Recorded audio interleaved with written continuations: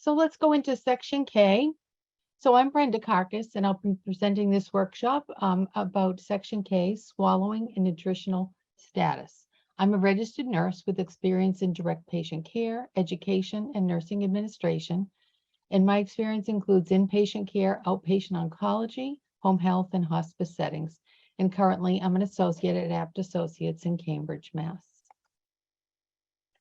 So we're going to review some practice scenarios, then we'll walk through some of the coding for this one item, K0520 Nutritional Approaches. So here's our first scenario. Upon admission to the post-acute care PAC setting, the patient was placed on a therapeutic diet to lower their salt intake due to high blood pressure, which was exacerbated following a car accident. Prior to this admission, the patient was on a regular diet.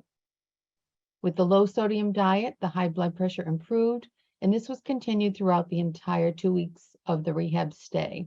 This diet was also ordered upon discharge to home. So how would you code K0520 for this patient on the admission assessment? Is it K0520Z, none of the above? Or B, K0520D, therapeutic diet would be checked? Or C, K0520C, mechanically altered diet, and K0520D, therapeutic diet? I'll give you a minute for the polling.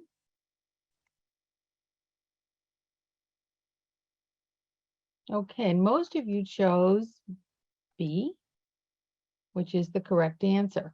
So actually 88% chose B. And let's just look at the rationale. This patient was placed on the low sodium diet on admission to help manage the high blood pressure. Now let's look at this same patient on discharge. The discharge item requires 2 different columns to be completed. One is for the last 7 days, and one was for the actual status at a discharge. So recall that the scenario states that this same diet was also ordered upon discharge to home. So how would you code K0520 for this patient on discharge? Would it be A, both columns 4 and 5 would have K0520Z, none of the above? Or B, for column 4, you would choose therapeutic diet, and for column 5, you would put none of the above? Or C, for both columns, you would choose therapeutic diet? Or would it be D, K0520C, mechanically altered diet, and K0520D, therapeutic diet would be checked? And most of you chose C, which was the correct answer. So let's go to the rationale. So the rationale is that this patient was on a therapeutic diet during the last 7 days and also at the time of discharge. Okay, so now let's look at scenario number 2. This patient was admitted to the PAC facility after a stroke and placement of a feeding tube. Since admission, they've been receiving tube feedings daily while receiving therapy to improve swallowing and progress to intake by mouth. The patient also has a peripheral line and is receiving some IV medications as well as IV fluids. There is no supporting documentation indicating that additional fluid intake is to support nutrition and hydration. So let's look at the coding question. How would you code K0520 for the patient on the admission assessment? Is it A, K0520Z, none of the above? Or B, both K0520A peripheral IV feeding and feeding tube would be checked? Or C, just feeding tube would be checked? Or D, K0520A parenteral IV feeding, feeding tube, and K0520C mechanically altered diet would also be checked?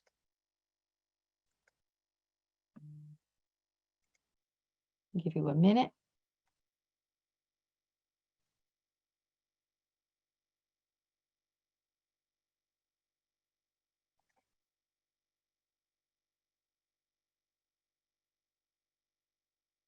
Okay, so for those of you who answered C, which is 68% of you, that was the correct answer. And the rationale is that this patient does have a peripheral IV line for some medications and IV fluids.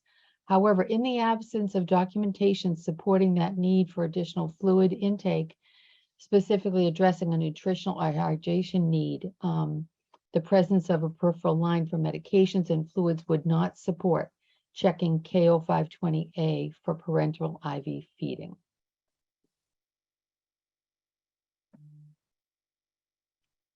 Okay, now let's look at the same patient again and add a bit more information so that we can see how to code this one at discharge. So during the PAC stay, the patient slowly progressed on a mechanically altered diet. 4 days before discharge, there was no further need for the tube feedings since the oral intake was nutritionally sufficient, and the patient progressed to a regular diet.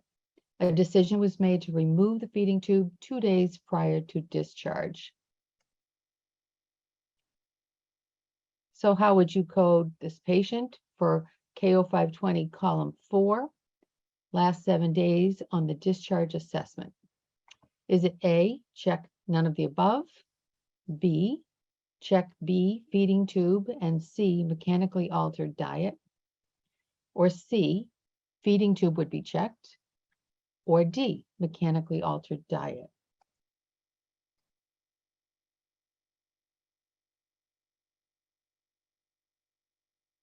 Okay, so it looks like most of you chose B, 72%, and if you answered B, that would be correct.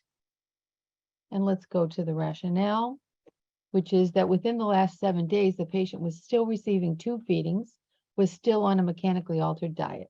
And even though beginning 4 days before discharge, the tube feedings were no longer required and the mechanically altered diet was discontinued. So within those last 7 days, those two things were still happening. So how would you code K0520 for the patient, this same patient in column 5 on the discharge assessment? Would you A, leave it blank, B, both K0520C, mechanically altered diet, and Z, none of the above would be checked, or only C, K0520Z, none of the above?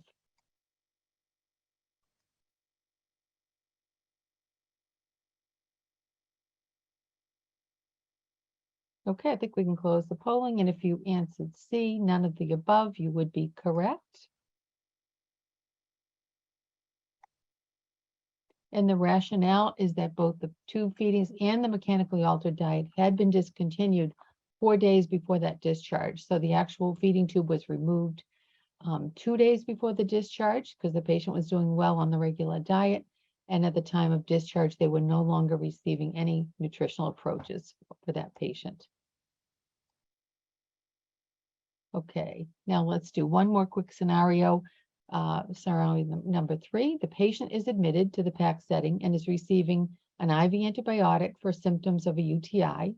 Notes from the acute hospitalization include documentation of inadequate fluid intake with signs and symptoms of dehydration despite an oral intake.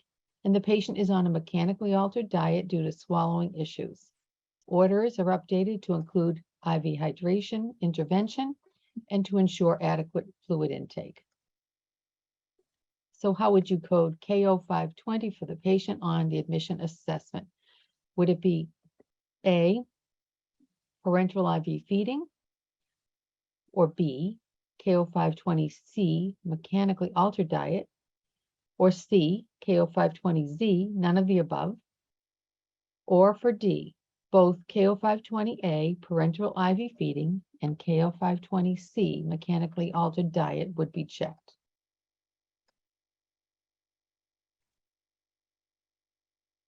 Okay, and if you answered D, that would be correct, and it looks like most of you got that answer correct. Terrific.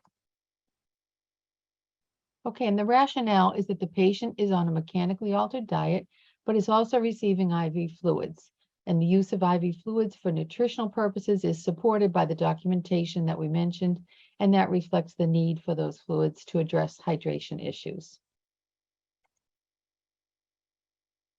So just to wrap this up, for section K, on discharge, remember to review the medical record or available documentation to determine if any nutritional approaches were received in the last 7 days for column 1 and the discharge in column 2.